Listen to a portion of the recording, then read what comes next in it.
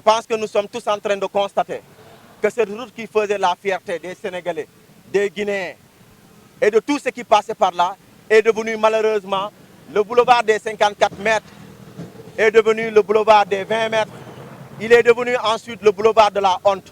Parce que nous ne pouvons pas concevoir et nous ne pouvons pas constater, au moment où nous parlons de mondialisation, de transport, au moment où nous parlons un peu partout d'autoroutes, de péage, la seule route qui faisait notre fierté est en train d'être rétrécie. Pourquoi rétrécir cette route, qui est une route internationale? Pourquoi la rétrécir, ce boulevard-là surtout? Pourquoi le rétrécir? Au moment où nous vous parlons, nous pensons que c'est des hommes mal intentionnés qui sont en train de dérouler ce travail-là. Et à juste titre, nous interpellons l'Ageroute parce que nous avons fait des vidéos. Nous avons essayé 2 fois de suite d'aller les voir, mais malheureusement cela n'a pas abouti. Et nous sommes entrés en contact avec certains de leurs travailleurs. Mais jusque-là, nous n'avons pas eu la bonne réponse. Et nous voudrions que l'Ageroute nous explique pourquoi rétrécir à un moment donné cette route-là. Si vous voyez, là où nous sommes là, c'est quasiment une route. C'est quasiment une route.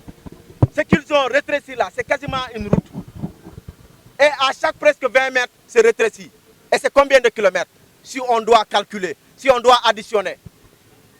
Mais je pense que ce n'est pas sérieux. Et il y a certaines personnes qui nous disent que c'est pour permettre des passages pour les piétons. Mais écoutez, c'est une route internationale. Nous exigeons à ce qu'il y ait des passerelles. Nous exigeons à ce qu'il y ait des autoponts.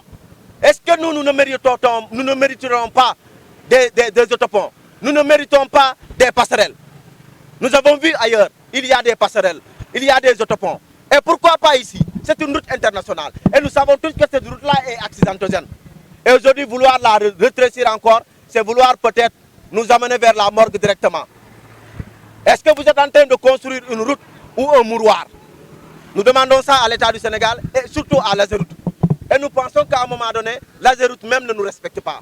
Parce que vous avez vu l'autre fois, les populations de Kanténe étaient sorties pour barrer la route. Pourquoi? Parce que dans le cadre de la responsabilité sociétale, dans le cadre de la construction des routes, la poussière là, qui à la limite rentre dans toutes les maisons, normalement il devrait arroser avant de le faire.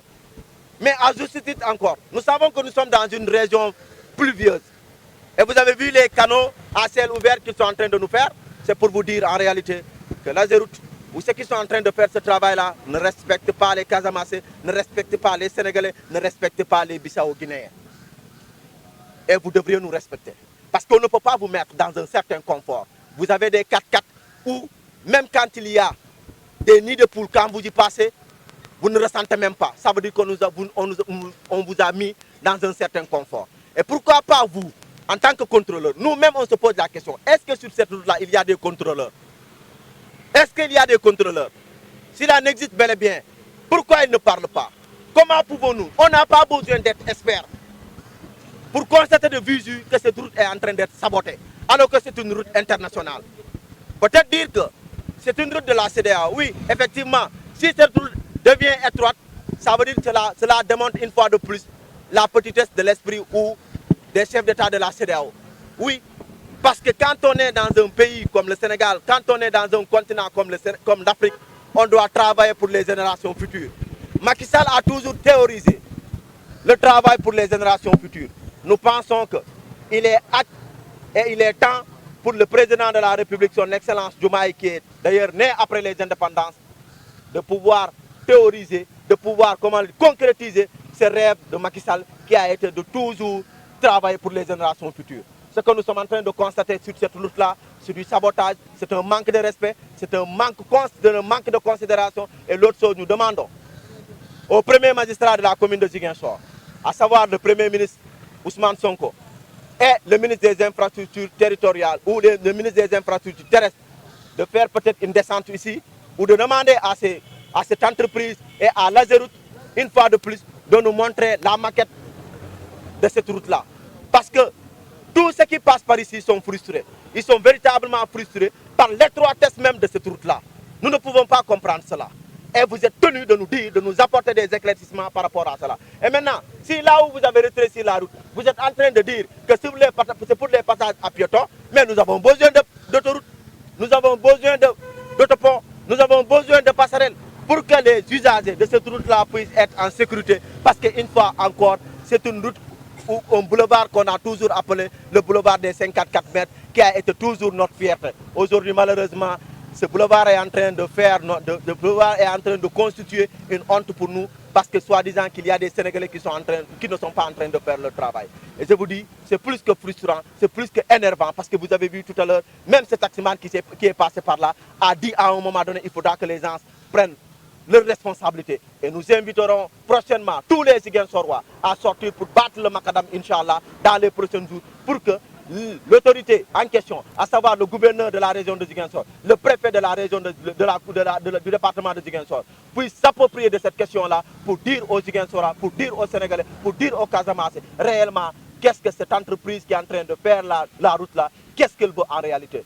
Elle veut construire un mouroir ou elle veut construire une route qui véritablement mettrait tout le monde à l'aise. Parce que aussi bien les piétons, aussi bien les automobilistes, aussi bien les conducteurs de tous bords ont besoin véritablement d'être en sécurité. Parce que nous savons tous que cette route-là a été accidentogène et vouloir la rétrécir encore, c'est vouloir nous conduire directement vers la mort.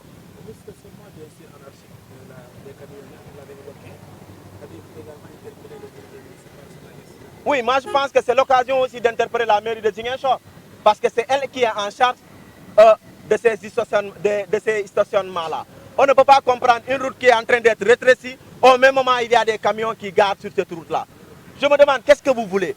Vous voulez présenter des condoléances ou vous voulez prévenir? Quand on dit bien que gouverner, c'est prévoir, il faut prévoir. Cette route a toujours été accidentogène. Vouloir la rétrécir encore, c'est poser des problèmes. Au moment où nous vous parlons, en Tanzanie, il y a eu des inondations. Au Kenya, il y a eu des inondations. Hier même en RDC, il y a eu des inondations.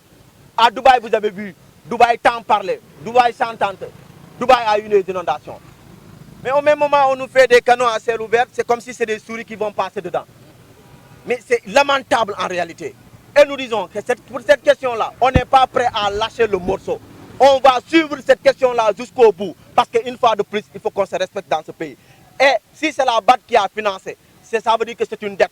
Et cette dette-là, c'est au contribuable sénégalais de la payer, de la rembourser. Donc, une fois de plus, ce que le contribuable sénégalais veut, c'est ce que les entreprises doivent faire. Encore une fois de plus, je dis bien, on n'a pas besoin d'être expert pour comprendre que cette route est en train d'être sabotée.